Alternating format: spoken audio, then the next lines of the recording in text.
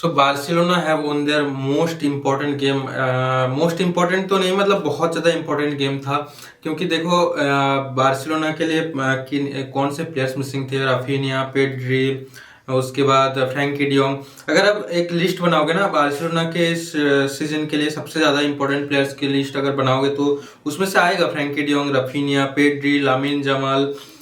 Then और कौन से? रैशफोर्ड कहीं आ सकता है। रैशफोर्ड, देखो रैशफोर्ड के नंबर्स तो बहुत ज़्यादा हाई है, बट एज ए सब्स्टिट्यूट आया है वो चीज़ें। खैर जो मोस्ट इंपॉर्टेंट प्लेयर्स थे उनमें से ही 3 प्लेयर्स बार्सिलोना के लिए बाहर थे, तो थोड़ा कंसर्निंग चीज़ थी।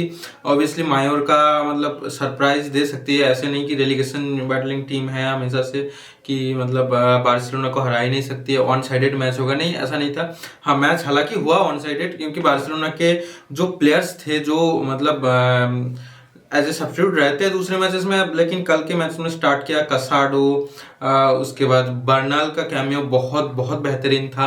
एक मतलब ओवरऑल बहुत ही 10 on 10 परफॉर्मेंस बोलूंगा इन सब प्लेयर्स की तरफ से। रैशफोर्ड ने भी अपनी जिम्मेदारी अच्छे से निभाया है। उसके बाद ओल्मो, उसके बाद फर्मिन लोपेज देखो दिन में दिन और ज्यादा बेटर होते जा रहा है। पहले फर्मिन लोपेज क्या होता था? फर्मिन लोपेज बस वो एक जो बेलिंगहम जैसे फर्स्ट मैड्रिड के सीजन पे जैसा काम कर रहा था उस तरीके काम तो कर रहा था, गोल्स मार रहा था, बट नीचे आके वो कुछ ज्यादा काम नहीं कर पा रहा था। फर्मिन लोपेज का ये सीन था। बट फर्मिन लोपेज अब क्या हो रहा है, वो थोड़ा गेम में ज्यादा इन्वॉल्व हो रहा है, वो क्रिएट भी कर रहा है चांसेस दूसरों के लिए, खुद भी शॉट्स ले रहे हैं, खुद के लिए भी चांसेस क्रिएट करता है। और फर्मिन लोपेज के शॉट्स तो बहुत अमेजिंग होते ही है हमेशा से, तो उसमें कोई मतलब शक नहीं है। बट मुझे गेम कसाडो का भी बहुत ज़्यादा बढ़िया लगा। कसाडो ने फुल 90 मिनट खेला और बहुत बेहतरीन गेम खेला in the absence of Frenkie de Jong. Back line में भी मतलब आरोह वगैरह नहीं खेल रहा था। जॉन गार्सिया भी इंपॉर्टेंट प्लेयर था, but John Garcia thank God खेला। जॉन गार्सिया देखो, पहले तो मैं जॉन गार्सिया की तारीफ करना चाहूंगा। देखो जॉन गार्सिया की जो पासिंग एबिलिटी है ना, वो हम बहुत ज़्यादा तारीफ नहीं करते। हम बस हम देखते आ रहे हैं पासिंग एबिलिटी बार्सिलोना के लिए जितने भी गोलकीपर्स खेले हैं, मार्क एंड्रे टर स्टेगन, विक्टर वाल्डेस, सबकी passing ability, ball playing ability बहुत बेहतर रही है। बट प्रॉब्लम कहाँ हुई है? शॉर्ट स्टॉपिंग में। इसलिए हम जॉन गार्सिया की उस मामले में बहुत ज़्यादा तारीफ करते हैं, क्योंकि हमने उस लेवल की शॉर्ट स्टॉपर कभी देखा ही नहीं है। लेकिन जॉन गार्सिया की मुझे जो लगता है मतलब बॉल प्लेइंग एबिलिटी वगैरह वो इम्प्रूव करेगा ना, वो टर स्टेगन से भी बहुत ज़्यादा बेहतरीन हो जाएगा। टर स्टेगन तो वन ऑफ द बेस्ट है बॉल प्लेइंग एबिलिटी उसमें, हालांकि उसकी शॉर्ट स्टॉपिंग एबिलिटी तो बहुत कचरा है। But I think John Garcia उस चीज़ को भी बीट कर सकता है। वो दिन ब दिन जो गेम दिखा रहा है ना, बहुत बहुत बेहतरीन। उसके बाद देखो, अगर किसी लामिन जमाल एज यूजुअल जो फर्स्ट हाफ तो देखो हमने अच्छे से कंट्रोल किया। सेकंड हाफ में मुझे थोड़ा सा डर लग रहा था, क्योंकि हमारे पास, हम अगर उस टाइम पे गोल कंसीड कर जाते ना, हमारे पास वो बेंच से प्लेयर्स नहीं थे कि हम वो डिफरेंस क्रिएट कर पाए। हम ओपोनेंट के अगेंस्ट मतलब एक कमबैक सा मतलब क्रिएट कर पाए, वो प्लेयर्स नहीं थे वो। इसलिए मैं चाहता था कि मतलब 2 गोल 3 गोल ऐसे कुछ 2-3 गोल का लीड रहेगा तो मतलब कंफर्टेबल सिचुएशन पे रहेंगे, एक गोल कंसीड भी कर लेंगे टुवर्ड द एंड की, तो प्रॉब्लम ज़्यादा होगा नहीं। और लामिन जमाल, भाई क्या बोलूँ मैं, जब उसी 55 मिनट के आसपास लामिन जमाल ने वो गोल स्कोर किया, क्या बेहतरीन गोल था। और मतलब लामिन जमाल ना धीरे धीरे इस सीजन आप नोटिस करना, लामिन जमाल के गोल्स असिस्ट से ज़्यादा है। लास्ट सीजन ऐसा नहीं था, लास्ट सीजन लामिन के गोल्स थे 18-19 के आसपास, मतलब एग्जैक्ट नंबर्स नहीं मुझे याद नहीं है, बट असिस्ट उसके ज़्यादा थे, 21-22 के आसपास असिस्ट थे, गोल्स उससे कम थे। लेकिन इस सीजन थोड़ा डिफरेंट हो रहा है। लामिन जमाल उसने अपनी फिनिशिंग पे बहुत ज़्यादा इंप्रूवमेंट किया है। उसको पता है मतलब वो जो बॉक्स है उसके अंदर उसको क्या करना है, उसे अब थोड़ा क्लैरिटी मिलना शुरू हो गया। उसने इस सीजन गोल्स 14 या 15 के आसपास गोल स्कोर किया है, और असिस्ट 10-11 के आसपास है। मतलब गोल्स असिस्ट से ज़्यादा हो रहा है, तो इट्स ए गुड थिंग। आप बहुत लोग बोलेंगे लामिन जमाल टीम्स के लिए बहुत ज़्यादा क्रिएट नहीं करता है, वो क्रिएट कर रहा है, सेम चीज़ें वो क्रिएट कर रहा है, बट खुद के लिए भी वो बहुत ज़्यादा कुछ क्रिएट कर रहा है। लॉन्ग शॉट्स भी उसने इम्प्रूव किया है। हाँ, वो लास्ट सीजन जितने अमाउंट्स ऑफ लॉन्ग शॉट्स वो ट्राई कर रहा था, इस सीजन उतना ट्राई नहीं करता वो, क्योंकि उसको पता है वो मतलब थोड़ा सा मतलब प्रिडिक्टेबल हो रहा था लामिन जमाल के shots. For example Inter Milan वाले गेम पे मतलब प्रेडिक्टेबल शॉट्स ही थे, बहुत मुश्किल शॉट थे, से बहुत मुश्किल सेव्स थे सोमार ने निकाला, बट शॉट्स प्रेडिक्टेबल थे, मैं जो बताने की कोशिश कर रहा हूँ। इसलिए लामिन यामाल बहुत ही सुधार है, बहुत ज़्यादा सुधार है। और लेवेंडोस्की की भी तारीफ करनी पड़ेगी। देखो लेवेंडोस्की, आई डोंट नो ये लास्ट सीजन होने वाला है कि नहीं होने वाला है, रूमर्स आ रहे हैं कि शायद से रिन्यू कर ले, बट आई डोंट नो।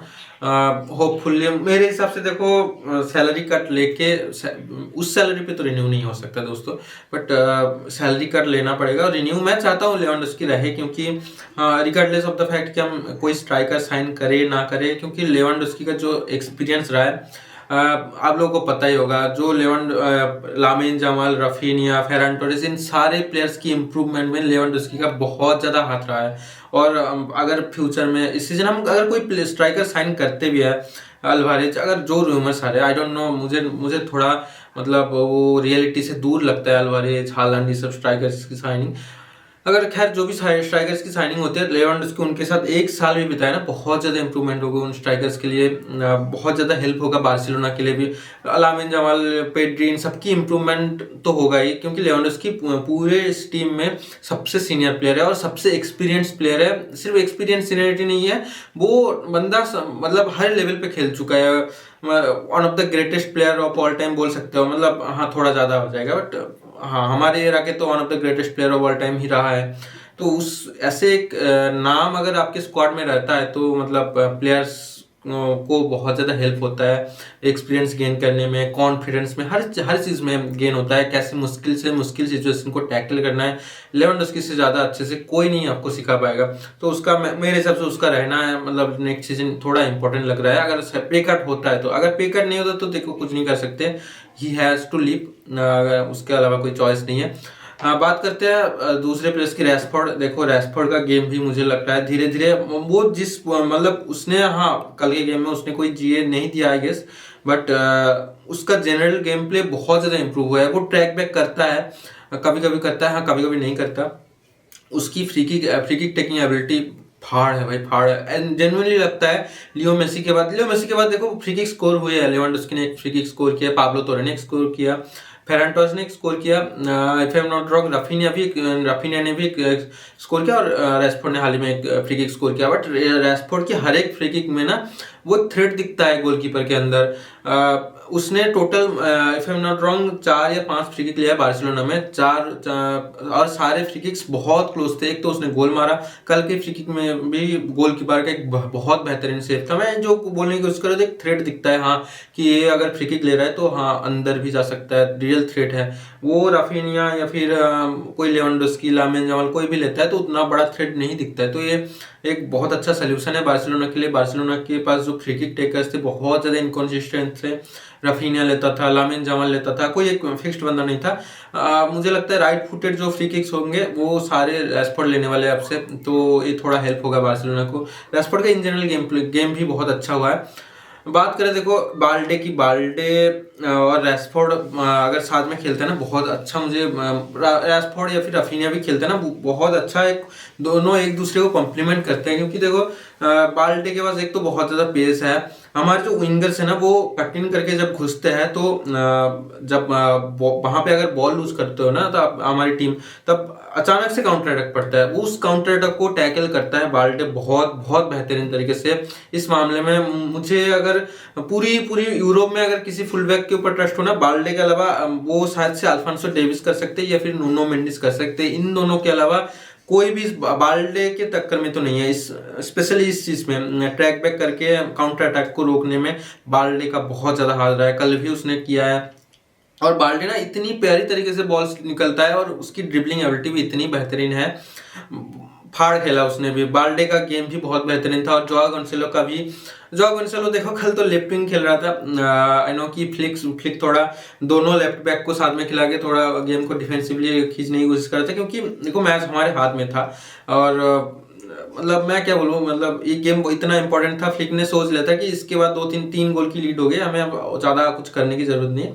मतलब मायोरका के प्लेयर्स भी उतने ज़्यादा अच्छे से खेल नहीं पा रहे थे, तो गेम अपने हाथ में है, क्यों उसको बाहर जाने देना है, क्यों अटैकिंग खिलाना है। तो फ्लिक थोड़ा इस सीजन मुझे ये भी चीज़ दिखा है, हंसी फ्लिक ने एक चीज़ किया है। लास्ट सीजन क्या क्या हो रहा था, हम 4 गोल से भी आगे है, फिर भी हंसी फ्लिक उनको एकदम ऑफेंसिवली खिला रहे थे, क्योंकि हंसी फ्लिक और भी गोल्स तलाश कर रहे थे। बट इस सीजन थोड़ा चेंज हुआ है, जो इंटर मिलान वाला डिफीट है उसके बाद शायद से हांसी फ्लिक को ये रियलाइज हुआ है कि जब हमारे पास गोल का एक मतलब लीड है हमारे पास, तब हमें ये चीज़ें बॉटल नहीं करनी होगी, हमें थोड़ा डिफेंसिवली सॉलिड होना पड़ेगा, थोड़ा ट्रैक बैक करना पड़ेगा, थोड़ा हराम बॉल तो हम भी खेल सकते हैं, लास्ट के 5-10 मिनट हराम बॉल बार्सिलोना भी खेल सकते हैं।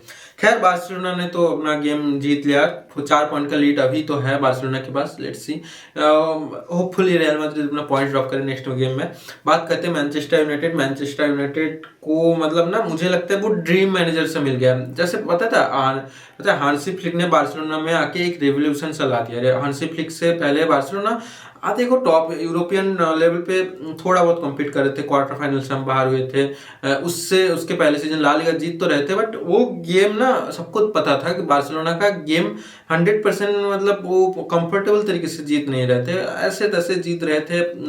कल किसी बंदे का क्लच आ गया, कल किसी बंदे ने अच्छा परफॉर्म कर दिया, तो ऐसे मैचेस जीत रहे थे। ओवरऑल हमारा गेम परफेक्ट नहीं जा रहा था, ऑल्दो चावी ने जो काम किया उसके लिए सैल्यूट है। बट हांसी फ्लिक ने एक रेवोल्यूशन ला दिया बार्सिलोना में। बार्सिलोना एक फ्लॉलेस गेम खेलने लगी, बायर्न म्यूनिख, रियल मैड्रिड जैसे टीम्स को मतलब पछाड़ने लगे। 4-0, 5-0, 5-2 ये सब मतलब वन साइडेड विक्ट्री थी बड़ी बड़ी टीम्स के अगेंस्ट। तो मतलब बहुत बड़ा रेवोल्यूशन देखो। अभी तो देखो इतना नहीं कह सकते कि हांसी फ्लिक की तरह कैरिक भी इतना बड़ा रेवोल्यूशन ला देगा मैनचेस्टर यूनाइटेड में, क्योंकि बहुत ज़्यादा दिक्कतें हैं मैनचेस्टर यूनाइटेड में। 10-12 सालों का डाउनफॉल है, उसको इतनी आसानी से सुधरेगा तो नहीं, बट उसको मतलब धीरे धीरे मुझे लगता है कैरिक थोड़ा मतलब वो तो होप तो डाल ही रहा है फैंस के अंदर। देखो मैनचेस्टर यूनाइटेड के बोर्ड ने बहुत सारी गलतियां की है।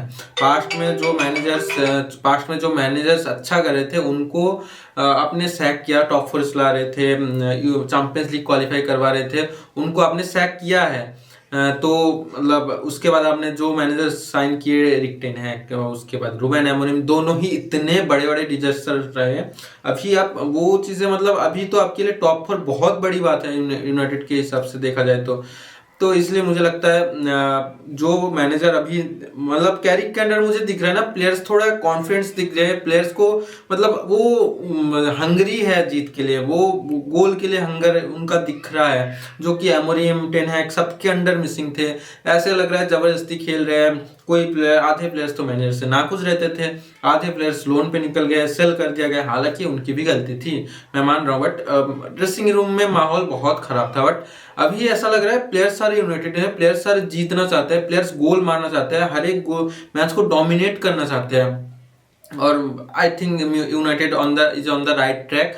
उनको साइनिंग की अभी भी ज़रूरत है, धीरे धीरे करना है। ऐसा नहीं कि समर में गए 3-4 प्लेयर उठा के लेके आ गए, पटक दिया इधर, आधे फेल हो गए साइनिंग्स, आधे 70-80 मिलियन के ट्रांसफर पानी में बह गए। वो एंटनी जैसा सीन मैं नहीं चाहता यूनाइटेड में हो फिर से, और सोच समझ के मतलब आई थिंक साइनिंग करनी चाहिए। आपको दिख रहा है एक प्ले स्टाइल कैरिक के अंडर, उसके अराउंड ही प्लेयर्स एक स्क्वाड बिल्ड करना चाहिए। ब्रूनो फर्नांडिस बहुत बढ़िया खेल रहा है, एम्बोमो बहुत बढ़िया खेल रहा है, कूनिया बहुत बढ़िया खेल रहा है, इवन अब सेस्को भी धीरे धीरे फॉर्म में आ रहा है। तो मतलब I think United is on the right path.